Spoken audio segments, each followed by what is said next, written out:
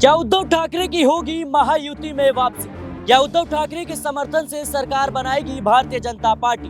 क्या एकनाथ शिंदे अब महायुति से होंगे बाहर? महाराष्ट्र की राजनीति में जहां एक तरफ सीएम कुर्सी को लेकर होड़ मची हुई है, तो वहीं उद्धव ठाकरे को लेकर कयास लगाए जा रहे हैं कि भारतीय जनता पार्टी और उद्धव ठाकरे के बीच बड़ी डील हो चुकी है। और डील इतनी बड़ी है कि एकनाथ शिंदे जाए या रहे, कोई फर्क भारतीय जनता पार्टी को पड़ता नहीं है। लेकिन आखिर वो कौन से ऑफर है जिसके तहत उद्धव ठाकरे महायुति में वापसी करने की योजना बना रहे हैं? आखिर भारतीय जनता पार्टी ने कौन सा पद उद्धव ठाकरे को दे दिया जिसके बिहाफ पे उद्धव ठाकरे राजी हो गई हैं? आपको बता दें कि जहां एक तरफ भारतीय जनता पार्टी देवेंद्र फडणवीस को मुख्यमंत्री बनाना चाहती है, तो वहीं एकनाथ शिंदे भी पीछे हटने को तैयार नहीं है। भले ही प्रेस कॉन्फ्रेंस कर एकनाथ शिंदे ने भारतीय जनता पार्टी के समर्थन का ऐलान कर दिया और कहा कि जो भी प्रधानमंत्री नरेंद्र मोदी, गृह मंत्री अमित शाह फैसला लेंगे, हम उसका सम्मान करेंगे, लेकिन कहीं ना कहीं पर्दे के पीछे एकनाथ शिंदे बड़ा खेल करने की तैयारी कर रहे हैं। एकनाथ शिंदे ने गृह मंत्रालय, वित्त विभाग और राजस्व मंत्रालय, ये तमाम विभाग है जिसकी मांग एकनाथ शिंदे ने भारतीय जनता पार्टी से कर दी है। वही भारतीय जनता पार्टी बिल्कुल भी इन तीनों ही मंत्रालयों से समझौता नहीं करना चाहती। ऐसे में अगर एकनाथ शिंदे भारतीय जनता पार्टी की मुश्किलें बढ़ाते हैं, तो फिर एंट्री होगी महायुति में उद्धव ठाकरे की। और आपको बता दें कि उद्धव ठाकरे की एंट्री होगी तो उद्धव ठाकरे के बेटे आदित्य ठाकरे महाराष्ट्र के दूसरे उप मुख्यमंत्री होंगे। तमाम मुद्दों पर बातचीत करेंगे। हमारे साथ नाज़मीन मौजूद है। नाज़मीन, जिस तरीके से महाराष्ट्र में सीएम पद को लेकर उथल पुथल की स्थिति मची हुई है, जहां एकनाथ शिंदे लगातार भारतीय जनता पार्टी को चुनौतियां दे रहे हैं, तो वहीं देखा जाए तो उद्धव ठाकरे की एंट्री को लेकर सवाल लगातार उठ रहे हैं और कहा जा रहा है कि उनकी वापसी होगी, बीजेपी उनके समर्थन से सरकार बनाएगी। कैसे देख रही हैं आप? देखिए, अचानक से हमने देखा था कि एकनाथ शिंदे सतारा अपने जिले पहुंच जाते हैं, अपने गांव में पहुंच जाते हैं और देखा जाता है कि ये संकेत दिया जा रहा था कि एकनाथ शिंदे बीमार हैं, एकनाथ शिंदे का स्वास्थ्य ठीक नहीं है। लेकिन इसके पीछे ये भी कारण बताए गए थे कि एकनाथ शिंदे नाराज हैं, एकनाथ शिंदे ने कई शर्तें बीजेपी के सामने रखी। अब एकनाथ शिंदे वापस अपने गांव से मुंबई लौट आए हैं और एक बड़ी प्रेस कॉन्फ्रेंस करते हुए दिखाई दिए। एकनाथ शिंदे ने कहा कि उनका स्वास्थ्य अब ठीक है। वो कुछ दिनों से बीमार चल रहे थे क्योंकि चुनाव के दौरान लगातार रैलियां कर रहे थे, जिस वजह से उनका स्वास्थ्य खराब हो गया था। लेकिन उन्होंने कहा कि अब आपसी सहमति के साथ मुख्यमंत्री तय हो जाएगा। यहाँ पर एकनाथ शिंदे ने संकेत दे दिया है कि बीजेपी ने उनकी मांगों को मान लिया है।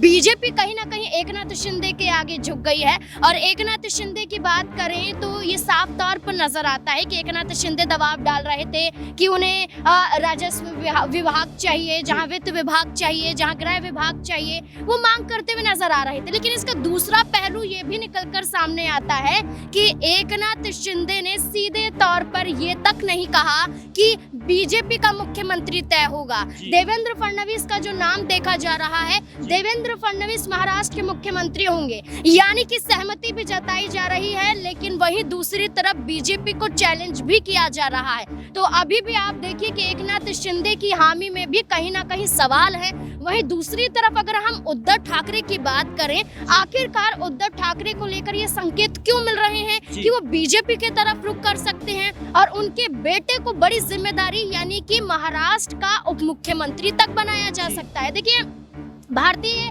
जनता पार्टी के एक नेता हैं राव साहब दानवे, उनका एक बड़ा बयान सामने आया।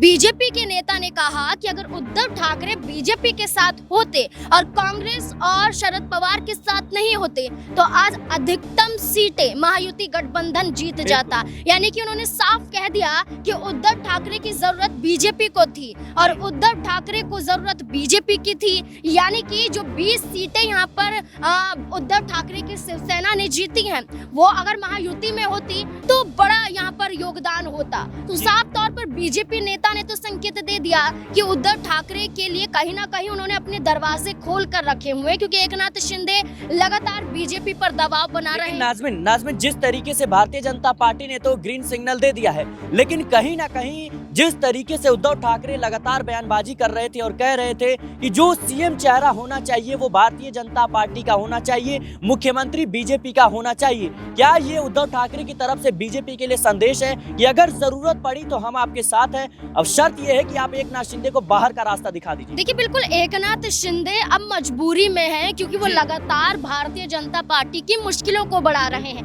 देखिए एक मीटिंग होती है दिल्ली में गृह मंत्री अमित शाह के नेतृत्व में। इस मीटिंग के बाद फौरन बाद देखिए मुंबई में एक मीटिंग होने वाली थी, लेकिन उस मीटिंग से दूरी बनाते हुए वो अपने गांव पहुंच जाते हैं, अपने पैतृक गांव में पहुंच जाते हैं, जिसके बाद उनके ही नेता ये बयान देते हैं कि एकनाथ शिंदे की तबीयत ठीक नहीं थी। और एकनाथ शिंदे जब अपने पैतृक गांव में जाते हैं तो कोई बड़ा फैसला लिया जाता है। और इससे पहले भी एकनाथ शिंदे अपने गांव पहुंचे थे और ये देखा गया था कि उन्होंने बीजेपी के साथ मिलकर उद्धव ठाकरे को धोखा दे दिया था और खुद मुख्यमंत्री की कुर्सी पर जाकर बैठ गए थे।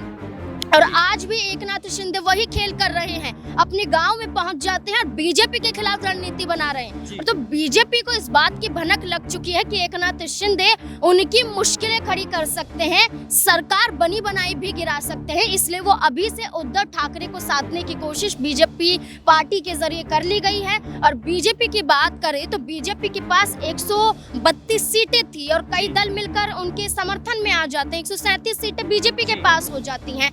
अजीत पवार की बात करें तो अजीत पवार के पास 41 सीटें हैं, 20 सीटें उद्धव ठाकरे के पास है। आसानी से बहुमत साबित कर सकते हैं, सरकार बन रही है, जैसा चाहे वैसा फैसला हो सकता है। यानी कि आप देखिए कि एक फॉर्मूला जहां पर अजीत पवार की भी नाराजगी दूर हो जाएगी, उन्हें उप मुख्यमंत्री पद मिल जाएगा।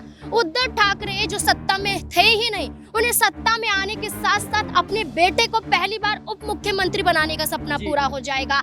वहीं देवेंद्र फडणवीस का जो सपना था कि मुख्यमंत्री की कुर्सी एक बार फिर से उनके नाम हो जाए, तो वही देवेंद्र फडणवीस एक बार फिर से मुख्यमंत्री बन जाएंगे। यानी कि एकनाथ शिंदे तो एक रोड़े के रूप में देखे जा रहे थे, एक ऐसे पत्थर के रूप में देखे जा रहे थे जो कहीं ना कहीं अड़चने पैदा कर रहे थे उनके रास्तों में। तो एकनाथ शिंदे अगर रास्ते से हटा दिए जाएंगे तो आसानी से सहमति से सरकार भी बनती हुई नजर आएगी। ये साफ तौर पर जाहिर है और ये बयान खुद दर्शा रहे हैं कि एकनाथ शिंदे ने अपनी प्रेस कॉन्फ्रेंस में बीजेपी के समर्थन में कुछ नहीं कहा। वहीं दूसरी तरफ उद्धव ठाकरे की बात करें तो वो एकनाथ शिंदे को सीएम ना बनाने को लेकर ये कहते हुए नजर आए कि देवेंद्र फडणवीस जल्द से जल्द मुख्यमंत्री पद की शपथ लें, बीजेपी देरी क्यों कर रही है। अब तो तारीख भी निर्धारित हो जाती है, 5 दिसंबर को शपथ ग्रहण समारोह मुंबई के आजाद मैदान में होगा। समय निर्धारित और जगह निर्धारित, मुख्यमंत्री तय नहीं था, लेकिन ये प्रेस कॉन्फ्रेंस के माध्यम से कि एकनाथ शिंदे सहमत नहीं है, वहीं बीजेपी का तारीख निर्धारित और जगह निर्धारित कर देना कि हमने तो तय कर लिया है कि एकनाथ शिंदे देवेंद्र फडणवीस के नाम पे सहमति जताते हैं तो वो उनके साथ हैं, नहीं जताएंगे तो वो अपना रास्ता देख लें। और यही नजर आ रहा है कि उद्धव ठाकरे के समर्थन में बीजेपी के नेताओं का बयान ये दर्शाता है कि अब बड़ा गठबंधन हो सकता है उद्धव ठाकरे, अजीत पवार और भारतीय जनता पार्टी। क्या जिस तरीके से देखा जाए तमाम समीकरण को अगर समझा जाए नाज़मीन, तो कहीं ना कहीं जो अजीत पवार है वो भी नहीं चाहते हैं कि एकनाथ शिंदे को मुख्यमंत्री पद दिया जाए, क्योंकि उन्होंने खुले तौर पर कहा कि अगर शिंदे मुख्यमंत्री बनेंगे तो हम भी मांग करेंगे इस पद की और कहीं ना कहीं हम विरोध भी करेंगे। और उद्धव ठाकरे भी नहीं चाहते हैं उधर की एकनाथ शिंदे मुख्यमंत्री बने। तो कहीं ना कहीं उद्धव ठाकरे की अगर वापसी होती है, देवेंद्र फडणवीस मुख्यमंत्री बनते हैं, भारतीय जनता पार्टी की मनोकामना भी पूरी हो जाएगी और सहयोगी भी साथ आ जाएंगे। कहीं ना कहीं ये खतरे की घंटी है एकनाथ शिंदे के लिए। देखिए बिल्कुल अजीत पवार क्यों चाहेंगे, देखिए बीजेपी के साथ 2 दल मिले हुए हैं, एक अजीत पवार की एनसीपी जिन्होंने शरद पवार की पार्टी को तोड़कर अपने ही चाचा को धोखा देकर बीजेपी के पास आ जाते हैं, एकनाथ शिंदे उद्धव ठाकरे को धोखा देकर बीजेपी के साथ आ जाते हैं। तो जब एकनाथ शिंदे को मुख्यमंत्री बनाया गया था तो अजीत पवार से पहले विधायकों के साथ वो बीजेपी के साथ गठबंधन में आए थे और उस वक्त बीजेपी के लिए मजबूरी था कि एकनाथ शिंदे को मुख्यमंत्री बनाया गया क्योंकि उन्हें सत्ता में आना था। आज बीजेपी अपने बलबूते पर सत्ता में है और बीजेपी के साथ अजीत पवार का समर्थन है। अजीत पवार जहां कहते हैं कि हम उप मुख्यमंत्री पद से संतुष्ट हो जाएंगे और देवेंद्र फडणवीस के मुख्यमंत्री बनने को लेकर हम खुद समर्थन कर रहे हैं और सीएम रेस से हमारी पार्टी और अजीत पवार ने खुद कह दिया कि हम बाहर हैं। तो अजीत पवार की नाराजगी है ही नहीं, सीएम पद की रेस में वो अपने आप को देखते ही नहीं। उन्होंने तो साफ तौर पर कह दिया कि सहयोगी दल है, सहयोग दिया है है, सत्ता में है, उप मुख्यमंत्री पद मिल जाएगा। पहले भी उप मुख्यमंत्री थे, दोबारा भी उप मुख्यमंत्री बन जाएंगे तो सत्ता में बरकरार रहेंगे। और आज के समय में आप देखना चाहेंगे तो महाराष्ट्र में हर कोई सत्ता में बना रहना चाहता है, क्योंकि महाराष्ट्र की सत्ता से अगर कोई बेदखल हो जाता है उसका हाल उद्धव ठाकरे जैसा या शरद पवार जैसा होता है और कांग्रेस पार्टी जैसा होता है। आज सत्ता में आने के लिए जिस तरीके से गठबंधन में आते हैं महाविकास आघाड़ी, वो गठबंधन बहुमत के हिसाब से सीटों को नहीं जीत पाता है। मिलाकर भी 40 से अधिक सीटें होती हैं, 50 से कम। तो ये दर्शाता है कि महायुति गठबंधन हावी है महाविकास आघाड़ी पर और उद्धव ठाकरे की लालसा है कि वो सत्ता में फिर से वापसी कर ले, क्योंकि सत्ता में रहना बहुत जरूरी है। उद्धव ठाकरे समर्थन जरूर करते हुए नजर आएंगे। बीजेपी ने एकनाथ शिंदे को चुनौती या कहें कि संकेत दे दिया है कि आप हमारी बातों को मानने के लिए तैयार हैं कि हम आपको मुख्यमंत्री बनाते हैं। अगर नहीं मानते हैं, अगर आप एक मुख्यमंत्री के पद पर डटे रहेंगे तो आप अपना रास्ता दूसरा देख लीजिए। तो एकनाथ शिंदे अब बीजेपी के लिए जरूरी नहीं है, बल्कि एकनाथ शिंदे के लिए बीजेपी जरूरी है। इसमें उद्धव ठाकरे की भी एंट्री हो सकती है।